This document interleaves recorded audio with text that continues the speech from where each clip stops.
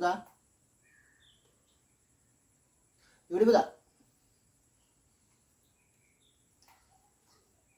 යෝඩි පුතා. ඇයි අප්පා මේ ලියන්න දෙන්නේ? මොන මවුලක් දෙකෝ කරන්නේ ඊයටලා?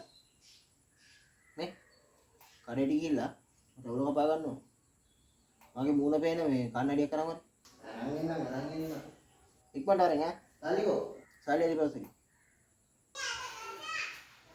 මෙතන බොන්නේ කොහේ? තර කන්නඩිය දෙන්න උත්තලා යනවා. එයි තෝ කපා ගන්න. ඒක කන්නඩියක් ගන්න තාත්තා මූණ තියෙනවා. ඔක්කොම තියෙනවා කි මූණ පේනවා. ආ බොල බත්තන බූරුවෝ. තෝ දැන් නැද්ද කන්නඩි ඉස්සරහට ගිහම තෝ මූණ පේන්නේ කියලා? මගේ මූණ දෙයක් හොයන්නේ කියේ?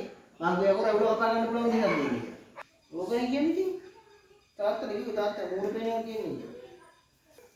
මුද්දක් තුනතර බ්ලොක් කන